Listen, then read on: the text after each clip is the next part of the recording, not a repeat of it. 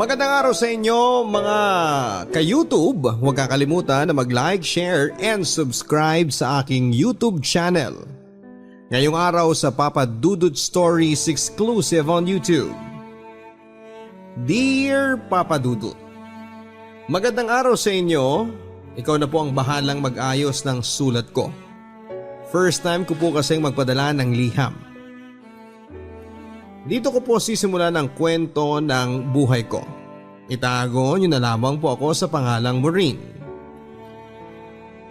Bata pa lamang ako nang tumatak na sa isipan ko ang mga karakteristik ng lalaking gusto kong makasama sa habang buhay. Namulat po kasi ako sa ugali na meron ang aking tatay. Siya po ang nagsilbing idol ko mula noong bata pa ako. Maraming katangian po kasi siya na magugustuhan ng isang babae. Siya po yung mapagmahal na tatay, walang bisyo, strikto pero mabait. Pag-aalis yan ay laging may dalang pasalubong. At higit sa lahat ay gagawin niya po ang lahat para sa kanyang pamilya. Masaya po ang pamilya namin, Papa Dudut. Sa buong buhay po namin ay never po namin na narinig na nag-away sina mama at papa.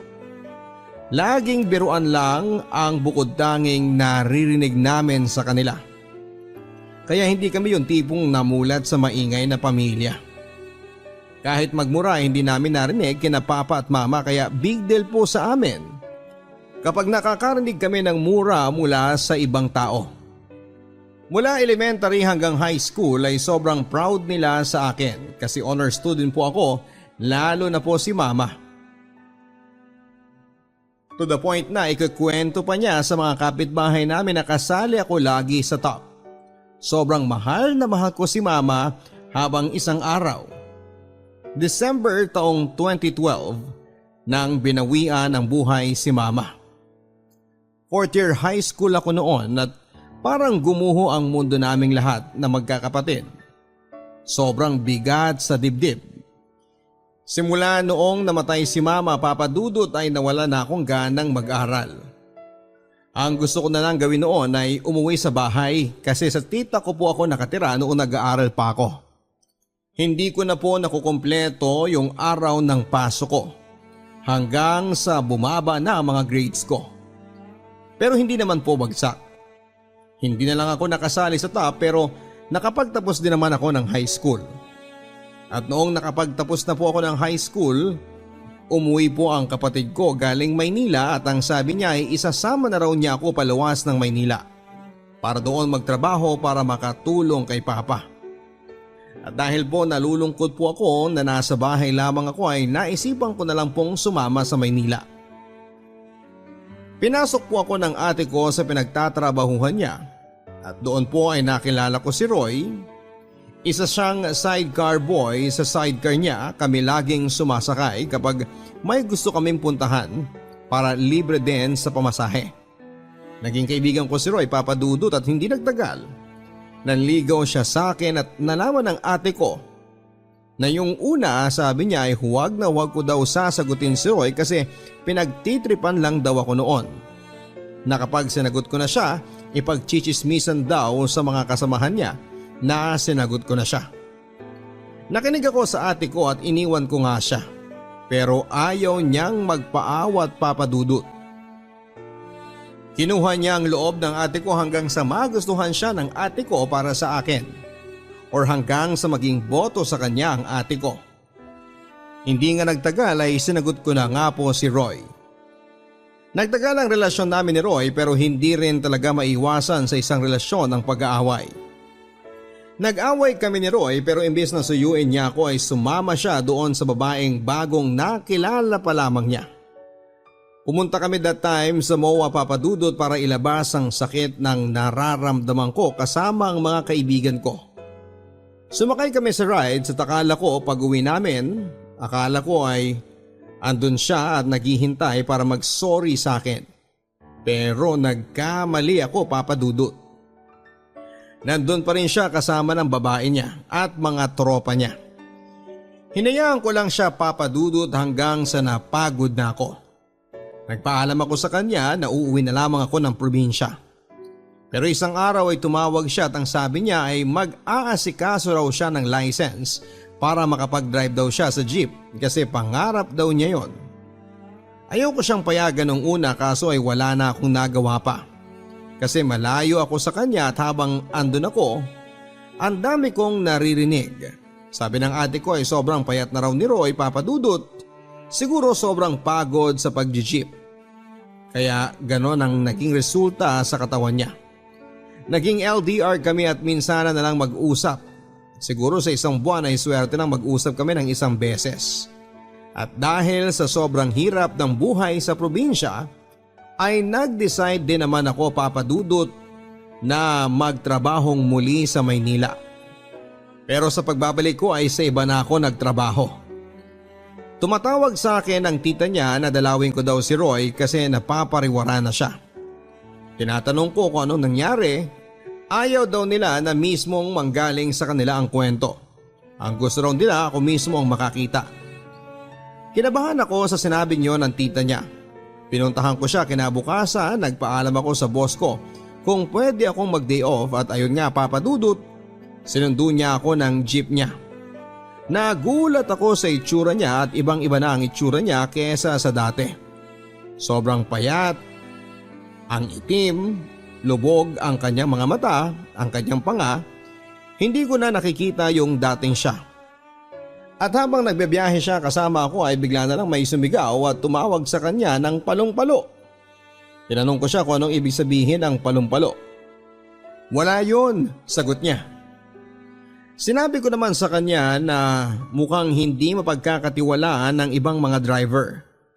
Ang sabi niya lang sa akin ay walang matinong driver. Yan ang tumatak sa isipan ko na sinabi niya. Napaisip ako, Papa Dudut, na ano ba talaga ang nangyayari sa kanya. Umalis na rin ako sa pinagtatrabahuan ko at lumipat ako sa Las Piñas. At noong andun ako ay unti-unti na talagang kaming nawawala ng oras sa isa't isa. Parang nagising na lamang ako isang araw na wala na akong nararamdaman na kahit na ano sa kanya. Kaya naman naisipan ko, Papa Dudut, na pumunta sa kanya. Nang nakita ko siya ay, sorry Papa Dudut, pero natatawa na lang talaga ako sa sarili ko at napapatanong kung ano kayang nagustuhan ko sa taong ito. Sobrang napapaisip ako that time, nakipaghiwalay na ako sa kanya at inamin niya sa akin na nalulong daw siya sa droga. Simula noong umuwi ako sa probinsya. Naiyak na lamang ako sa mga sinabi niya. Tinanong ko siya kung bakit naman nagawa niya yon sa sarili niya. Para daw makalimot at hindi raw niya maisip na malayo ako sa kanya. Sobra akong nasaktan, Papa Dudut, at umalis na ako. Sunundan niya ako at nakita niya na may kasama akong lalaki. Walang ano-ano, Papa Dudut, ay hinatak niya ako. Hindi man lang siya nagtanong kung sino yung lalaki na kasama ko. Pinsan ko yon, Papa Dudut. Yan na bang pinagmamalaki mo saad niya? Hindi na ako kumibo, Papa Dudut, at hinablot niya ang hawak kong cellphone. Sabay hagis, nawasak ang cellphone ko, Papa Dudut. Hinayaan ko na lamang siya at tumalikod ako habang patuloy ang pag-agos ng aking mga luha. Wala siyang narinig mula sa akin ang araw na yon at sa isip ko ay ayoko na talaga. Ibang-iba na siya, Papa Dudut. Makalipas ang isang taon ay umalis na ako sa pinagtatrabahuhan ko at bumalik na ako sa trabaho ko dati sa ate ko. Noong nalaman niya na bumalik ako ay dumalaw siya doon.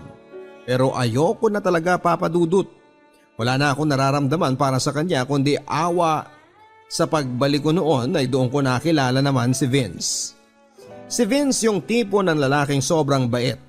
Wala akong masabi, mapagmahal siya sa kapatid, sa magulang. May takot siya sa Diyos. Malambing at maalaga bukod sa katangian niyang gwapo siya, Papa Dudut. Nung una, ang impression ko sa kanya is bad boy. Parang mahilig bumarkada. Pero kabaliktaran yon noong nakilala ko na talaga siya. Araw-araw siyang nagpupunta sa tindahan para asarin ako. Tapos iniisnab ko lang siya. Hanggang sa nanligaw sa akin ang pinsan niya pero hindi ko naman sinagot. Nagalit sa akin ang pinsan niya, blinak ako sa Facebook at yon nakita niya na blinak ako ng pinsan niya. Inadya naman ako, Papa Dudut, at nung una ay hindi ko pinapansin kasi hindi ko naman kasi talaga siya kilala. Hanggang sa kinulit niya ako ng kinulit kaya napilitan akong i-accept ang friend request niya. Ayun, doon na nagsimula, Papa Dudut, na ilang beses niya akong niligawan pero ilang beses ko din siyang binasted. Pero hindi siya sumuko, Papa Dudut. Niligawan pa rin niya ako hanggang sa napa-oo niya ako. Isang araw ay pumunta sa tindahan si Roy at ang sabi niya, "Nyet, pahiram nga ako ng CP mo, may tatawagan lang ako." Pagkatapos ay pinahiram ko naman siya ng cellphone. Kachat ko na si Vince, Papa Dudut, lahat nabasa niya, lahat ng conversation namin nabasa niya. Maya-maya ay nakita ko na pinupunasan na niya ang luha niya, Papa Dudut. Pagkatapos nun ay binigay na siya sa akin ang cellphone ko. Nakaramdam akong ng awa sa kanya. Kinausap niya ako at ang sabi niya, handa akong bumalik dito at nagbago. Tanggapin mo lang ako ulit pero wala na talaga, Papa Dudut. Naalala ko ang sabi ng ate ko na once na naawa na lang ang nararamdaman mo ay pigilan mo na ang tao. Kaya yun, nireject ko siya, Papa Dudut. Simula noon ay hindi na siya nagpakita muli sa akin at wala na akong balita sa kanya. Sa ngayon, kaming dalawa ni Vince ang nagkatuluyan. 5 taon na po kami ngayon, Papa Dudut, pero wala po akong anak. Kaya Papa, dati naiisip ko na malapit lang sa lugar na yon ang mapapangasawa ko pero hindi ko nakikita na si Royon. Yun pala ay si Vince, yung never akong nagsisi na si Vince ang pinili kong makasama, Papa Dudut. Sobrang bait, maalaga niyang tao, siya lang talaga ang mahal ko. Para sa iyo, Roy, sana ay mahanap mo na ang babaeng para sa iyo at tigilan mo na ang ganyang mga bisyo na hindi makakatulong sa iyo. Nagmamahal, Maureen.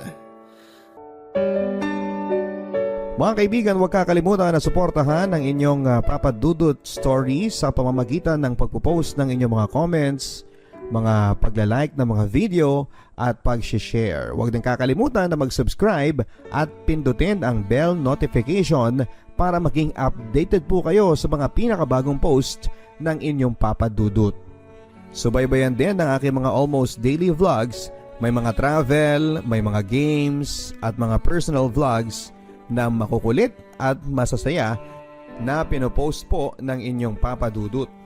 Ngayong araw sa Papa Dudut Stories. Papa Dudut Stories.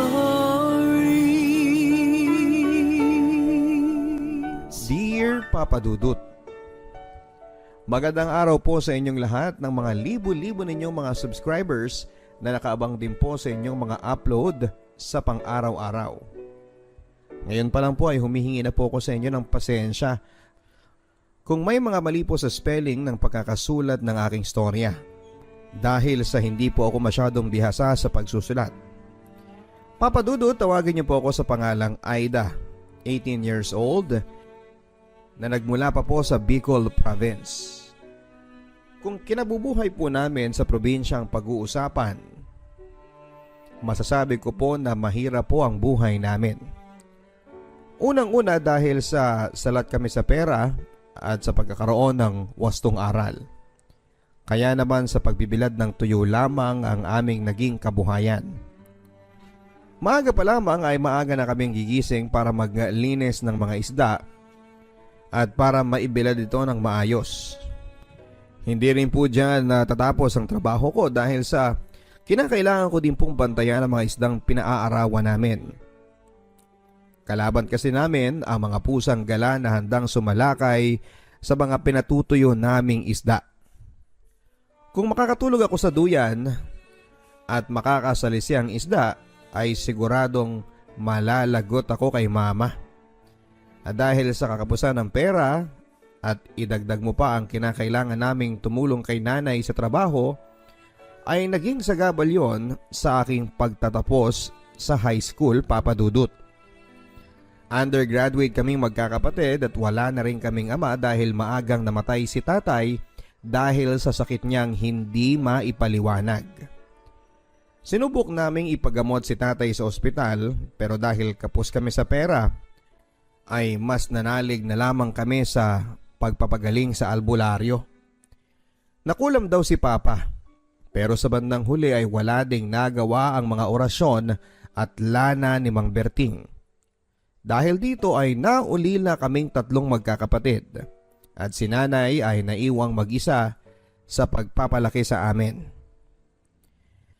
Isang araw, Papa Dudut, ay nabalitaan ko na nangangailangan daw ng katukatulong si Ate Lorna. Nagtatrabaho si Ate Lorna sa munisipyo bilang sekretarya. Nagkasakit kasi ang tatay niya na may edad na at kinakailangan niya ng may mag-aasikaso dito habang nasa trabaho siya. Bali ako lang ang magpapasyal kay tatay, mag-aalalay at mag-aabot ng kung ano-ano pang mga ipag-uutos ng matanda. Marunong namang maligo at magbanyo ng mag-isa ang matanda. Kailangan mo lang siyang alalayan sa pagpasok sa loob.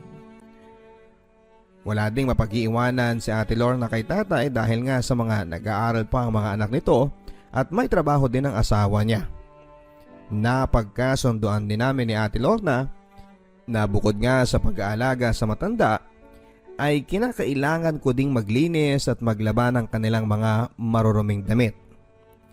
3,000 pesos at may libreng kain pa kaya napapayag ako ni Ate Lorna na manilbihan sa kanila. Mas okay na yon kesa sa magbilad ako ng tuyo at pamato ng mga tirador na pusa. 6 na buwan lang ang bumilang nang kinakailangan ko na ring umalis sa poder ni Ate Lorna. Namatay na kasi si tatay dahil sa atake sa puso. Pinakiusap din sa akin ni Ate Lorna at natanggapin ko ang trabahong pagiging kasambahay pa rin sa poder naman ng kapatid niyang si Ate Rose na taga Maynila. Nakilala ko si Ate Rose sa burol ng tatay nila. Ayon sa kanya ay handa siyang magbigay ng halagang 5,000 pesos kada buwan. Ang gagawin ko lang ay all around katulong sa bahay nila. Madalas din daw na walang tao sa loob ng bahay nila, kaya mainam kung makukuha nila ako bilang kasambahay na magbabantay ng bahay nila. Malaki-laki na rin yung halagang 5,000 pesos, Papa Dudut. Pihadong makapagpapadala ako ng pera at makakapag-ipon ng dahil doon. Hindi naman ako magastos kaya posibleng mangyari yon na makaipon ako. Isang backpack na naglalaman ng mga damit ko lamang ang tanging baon ko sa pagpunta sa Maynila. Nakisabay lang ako sa malaking sasakyan nila Ate Rose papunta sa kanila. Pero bago yon ay nagawa ko pang makausap si nanay ng masinsinan. Nagpangakuan lang kaming mag-ina na hindi ko sila pababayaan. Kapalit ng pangangatulong ko sa malayo ay pagbabalik eskwela naman ng 2 ko pang kapatid. Ikaw, paano ka anak? Kailan ka babalik sa pag-aaral mo? Seryosong tanong sa akin ni nanay. Nay, huwag niyo na po akong isipin. Ang mahalaga sa akin ay mapagtapos ko muna ang mga kapatid ko. Huwag kayong mag-alala. Mag-iipon po ako at kapag may sapat na akong pera, saka ako magbabalik sa eskwela. Naiiyak na ako habang sinasabi yun kay mama. Alam ko din kasi na anytime may aalis na ako para magpamaynila. At kung kailan ako muling makikipagkita sa kanya, hindi ko pa alam, Papa Dudut. Unang beses ko pa lamang na makarating sa Maynila at aaminin ko sa inyo na naging mahirap sa akin ang mga dumaang araw. Halimbawa nang isinama ako ni Ate Rose sa isang mall at kinakailangan naming sumakay sa escalator. Halos pagpawisan ako noon sa paghakbang ko sa baitang ng escalator. Pakiramdam ko kasi ay madadapa o masusubsob ako. Hindi ko din makakalimutan yung araw na may babaeng nagsungit sa akin dahil daw na traffic sila sa escalator dahil sa makailang beses kong paghinto bago tuluyang umapak sa escalator. Lahat ng mga kasunod ko ay galit na galit sa akin. Alam kong panibagong simula at pakikisama ang gagawin ko sa Maynila, Papa Dudut. Pero handa ako sa mga pagsubok na yon kahit pa ibang-ibang mga taong nakakasalamuha ko dito. Masyado silang mabilis magsalita at gumalaw na para bang kulang ang maghapon nila para sa kanilang pagtatrabaho. Pero kinaya ko. Alang-alang sa pamilya ko na umaasa sa buwanang kong pagpapadala. Pero ibang usapan na pala kapag hindi ko na makikita madalas at makakausap ang pamilya ko.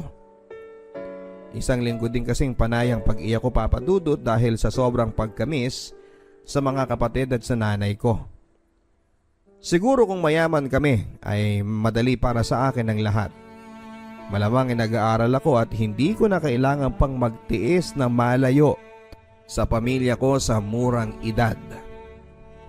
Bagamat malapit na akong mag-edad 18 ay aaminin ko po sa inyo na hindi ako naging maingat para makaiwas sana sa mga ilang pagkakamali na hindi ko naman sinasadya. Tulad ang pagsusuot ng mga damit na manipis at butas-butas. Palibhasa ay lumaki ako sa bahay na puro kami babae kaya nasanay lamang ako na magsuot ng komportableng pananamit. Isang araw ay nanggagalaite si Ate Rose habang pinagsasabihan ako na dalaga na raw ako. At hindi maganda kung lalabas ako ng kwarto nang nakasuot na may mga butas-butas o tastas na mga damit. Palibhasa din ay wala naman akong ibang damit kaya wala naman akong ibang pwedeng ipampalit. Madalas ay mga giveaways pa nga ang mga yon na paulit-ulit ko lang na nilalabahan at sinusuot kahit nga sira-sira na at manipis na. Nakita ko na lang na napapatawa si Kuya Arnold, asawa ni Ate Rose, habang pinagagalitan ako ng asawa niya. Isa pa, wala ka na sa probinsya na lahat ng mga tao doon kakilala mo. Hindi lahat ng makakakita sa iyo ng ganyan ang suot mo ay mauunawaan ka. Na wala kang ibang damit kaya ka nagsusuot ng mga butas-butas. Tingnan mo nga labas na yung pusod mo at kilikili mo. Mabuti na lang at si Kuya Arnold mo ang nagmamalasakit na magsumbong sa akin. Nanggagalaiting sabi pa ni Ate Rose. Naging maayos naman ang pagsisilbi ko sa mga amo ko, Papa Dudut. Hindi na rin naulit pa ang pambubuska sa akin ni Ate Rose dahil binigyan niya ako ng mga pinaglumaan niyang damit. Ginawa ko na lang pantulog yung mga sira-sira kong damit para naman hindi agad maluma ang bigay ni ate.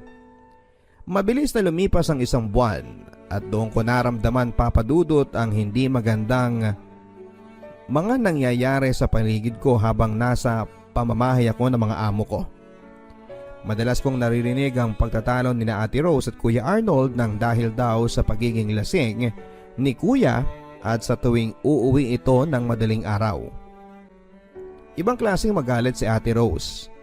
Binabato niya kung ano ang mahagip niya sa kanyang kamay. Pero mas nakakatakot si Kuya Arnold kapag siya naman ang nakakainom dahil masakit siyang magsalita at nananakit pa. Isang beses ako mismong nakakita na sinapak ni Kuya Arnold si Ate Rose. At dahil alam ni Ate Rose na nandun ako, ay ako na lamang ang pinagbuntungan niya ng galit niya. Minura din niya ako at sinabing huwag tumunganga sa harapan nilang mag-asawa dahil dito ay dapat takbo na lamang ako sa loob ng aking kwarto sa likod ng bahay nila sa sobrang takot. Hindi ko na mabilang kung ilang beses kong nasaksihan ang miserableng buhay nilang mag-asawa. Para akong natutroma sa mga magaslaw nilang pag-uugali. Pero sa bagay, hindi naman sa lahat ng pagkakataon ay ganon sila. Nagiging disente kasi silang mag-asawa kapag nasa harap sila ng dalawang anak nilang lalaki na nag-aaral noon sa elementarya. Isang araw dahil sa trabaho ay isang linggo daw na mawawala si Ate Rose dahil sa seminar sa Baguio. Nagtataka naman ako na hindi na pumasok si Kuya Arnold mula noon. Umano ay nag-file ng leave si Kuya para mabantayan ng bahay at mga anak nila. Pero kahit na wala siyang pasok sa opisina, ay madalas ko pa rin siyang nakikitang lumalabas lalo na sa gabi para mag-hangout. Pangalawang gabi yata yon, Papa Dudut, nang may narinig akong pumasok sa loob ng bahay. May kaunting kalabugan kaya alam kong si Kuya Arnold yon. Narinig ko ding sinigaw niya ang pangalan ko. Loida! Loida! Kuhanan mo nga ako ng unan sa taas. Dito na lang ako matutulog sa sala. Asikasuhin mo ako. Humihikbing sabi ni Kuya. Marami-rami na nga ang nainom niyang alak papadudot dahil halos gumapang na si Kuya Arnold. Parang unang beses ko lang siyang makita ng ganito kalasing dahil sumuka pa nga siya. Pagkatapos kong ibigay ang una na request niya at habang naglilinis ako ng sukal niya ay nagulat na lamang ako nang hinubad nito ang mga damit niya. Hanggang sa brief na lang ang natira. Mainit! Mainit! Itutok mo sa akin ng electric fan. Na agad ko namang sinunod papadudot. Pero makalipas lamang ng 1 minuto nitong pag-iingay ay nakatulog na ito na halos hubad na. Takot na takot ako noon papadudot at hindi ko na alam ang gagawin. Bumilang pa ng 1 oras bago ako nakatulog sa sobrang takot ko sa lasing na si Kuya. Paano ako maglilinis ng kusina kung makikita kong hubad si Kuya Arnold sa sala? Mabuti na lamang at pagpasok ko sa kusina ay wala na rin doon si Kuya Arnold. Malamang ay nakalipat na sa kwarto nila ni ate. Hindi na wala ang kabasake ng sumunod na araw papadudot dahil napapansin ko na laging nakatingin si Kuya Arnold. Araw ng paglalaba ko noon nang nakatingin lang si Kuya Arnold habang nagkukusot ako ng mga damit nila. O yung brief ko ha, gusto ko labang kusot yan. Huwag mo nang iwa-washing machine. Nakatitig lang siya sa akin hanggang sa matapos kong labhan ang damit niya. Miyerkules ng gabi nang sinabihan ako ni Kuya Arnold na sumunod daw ako sa kwarto nila. Pagpasok ko ay nakita kong nakadapa si Kuya sa kama na pang ibaba lang ang suot niya. Kabang-kaba ako noon, sabay turo niya sa akin ng efficacent oil na nakapatong sa tukador nilang mag-asawa. Marunong ka bang magmasahe? Sandali akong natahimik noon sa tanong niya. Bingi ka ba? Ang sabi ko, kung marunong ka bang magmasahe? Hindi po. Ganito. Gayahin mo lang yung pagmamasaheng ginagawa sa amin ng nagsiservice dito sa bahay. Eto, imasahe mo yung likod ko. Siyempre, wala na akong ibang nagawa papadudot kundi ang ihagod ng massage oil sa likod ni Kuya Arnold. Hanggang sa nahalata ko na lamang na mahimbing na siyang natutulog. Dinig na dinig ko pa nga ang paghihilik niya. Paalis na sana ako noon papadudot nang bigla siyang nagising. Ang gusto niyang mangyari ay imasahe ko din daw ang maselang bahagi ng katawan niya. Halos manginig ako noon sa sobrang takot nang marinig ko yon papadudot. Naiyak na nga ako noon pero sinabihan pa niya ako na hindi daw siya magdadalawang isip. Nasaktan ako kapag hindi ko ginawa yon. Unang-una ay hindi pa rin po ako nagkakaroon ng boyfriend at wala po akong kaalam-alam sa gusto niyang ipagawa sa akin. Naiiyak na lamang ako habang ginagawa ko yon. Si Kuya Arnold mismo ang nagmumuestra kung ano ang gagawin ko. At noong magsawa na siya sa kakaiyak ko ay pinatigil na rin niya ako. Sinabi din niya sa akin na hindi ko pwedeng ipaalam kahit na kanino ang ginawa ko sa kanya kung hindi ay malalagot daw ako. Iyak lang ako ng iyak papadudot at hindi rin ako mapakali sa sobrang takot na anumang oras ay mas higit pa doon ang ipagagawa niya sa akin. Ilang gabing hindi ako makatulog hanggang sa wakas ay nagbalik na si Ate Rose sa bahay. Kumuha lang ako ng pagkakataon papadudot. Gusto ko nang umalis sa kanila dahil alam ko na hindi nga mabuting tao ang asawa niya. Nang makahanap na ako ng tiyempo para magpaalam at sabihin kay Ate Rose ang lahat ay bigla na lamang nagpakita mula sa likuran si Kuya Arnold. Totoo ba ang sinasabi nitong si Aida, Arnold? Mag-iingat ka sa pagbibintang mo sa akin, Aida ha. Hindi pa ako nasisiraan ng ulo para ipagpalit ko ang asawa ko sa'yo. Isa kang malaking ipis kumpara sa ganda ng asawa ko. Sarkastikong sabi niya. Hindi naman po ako magreklamo, Kuya Arnold. Ang gusto ko lang naman po ay makuha ko yung sahod ko at payagan niyo ko makaalis sa bahay na to. Umiiyak na sabi ko sa kanila. Ikaw ang dapat na may ipaliwanag. Nawawala yung pera at alahas ko sa kwarto at ikaw lang ang nakakalabas-pasok doon. Pasigaw na sabi niya sa akin. Halos maglumuhod na ako noon papadudot para payagan na akong makaalis ng bahay nila Ate Rose. Pero hindi yon naging sapat para paniwalaan niya ako.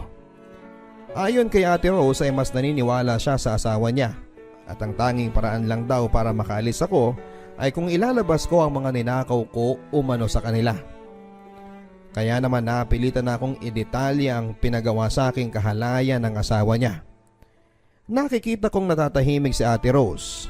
Ramdam ko na hindi siya masaya sa mga naririnig niya. At habang nagsasalita pa ako noon ay isang malakas na sampal mula sa kanya ang lumapad sa mukha ko na nagpatigil sa akin. Sa huli, Papa Dudut, ay pinayagan din ako ni Ate Rose na makaalis ng bahay nila sa isang kondisyon. Wala ako ni isang gamit na dadalhin at tanging sarili ko lamang at damit ko ng mga sandaling yon. Hindi pa doon na kontento ang mag-asawa. Kinapkapan din nila ako at hinalughog ang buong kwarto ko. Wala naman silang nakitang anuman. At dahil nga dito ay napabuntong hininga na ako. Pasalamat na rin ako dahil hindi nagawa ni Kuya Arnold na taniman ako ng mga alahas na maaaring ikapahama ko. Marahil ay kinapos na rin siya ng oras para magawa yon. Nagpapasalamat ako kay Ate Lorna, ang dati kong amo na kapatid ni Ate Rose, dahil ito ang nagkumbinse sa kapatid niya para paalisin na lamang ako ng matiwasay sa pamamahay nila. Pinalayas ako ni Ate Rose sa sobrang inis niya sa akin, pero mas kinampihan pa rin niya ang asawa niya hanggang sa huli kaysa paniwalaan ako. Sa totoo lang ay hindi ko naman po hinihingi na mangyari yon dahil alam ko po na imposibleng ako ang paniwalaan niya. Pero ramdam ko din kay Ate Rose na pinapaniwala lang niya ang sarili niya sa kasinungalingan ng asawa niya dahil nga sa napapahiya na ito. Isang hakbang matapos kong makalabas ng gate ng bahay nila ay parang nakahinga na ako ng maluwang, Papa Dudut. Napaiyak na lamang ako sa sobrang kaligayahan. Agad ko ding kinuha ang padalang pera sa akin ni nanay mula din sa ipon niya. Mula daw yon sa perang pinapadala ko sa kanila buwan-buwan. Hindi ko na kasi nakuha ang huling sweldo ko kay Ate Rose, kaya naman kailangan kong manghingi ng pera sa bahay para may pamasahe ako pauwi sa amin. Makakapagsimula ka pa rin, anak, kahit maliit na tindahan at maliit na babuyan dito sa probinsya. Hindi na sayang lahat ng sakripisyo mo sa amin, anak. Naiiyak na sabi sa akin ni nanay habang kausap ko siya sa cellphone. Hanggang sa ngayon, Papa Dudut, sa tuwing naaalala ko ang traumang sinapit ko sa murang edad, ay nagpapasalamat na lang ako na nakaligtas ako at nakauwi ng matiwasay sa pamilya ko. Pinangako ko sa sarili ko na hindi na ako babalik sa pangangamuhan dahil ayaw ko na muling maranasan ang mapagsamantalahan. Pinagsumikapan ko na lamang, Papa Dudut, ang munting negosyong aming binuksan ni nanay. Isang maliit na sari-sari store na nagiging sapat naman sa pang-araw-araw naming pangangailangan. Sa susunod pong pasukan ay mag-aaral pong muli ako sa high school. Hanggang sa muli, Papa Dudut, maraming salamat po sa pagpili po ninyong mabasa ang aking storya sa Papa Dudut Stories. Sana po ay may napulot po kayong aral sa kwentong nangyari po sa akin sa aking pangangamuhan dyan sa Maynila. Ang inyo pong kaibigan at kastorya, Aida.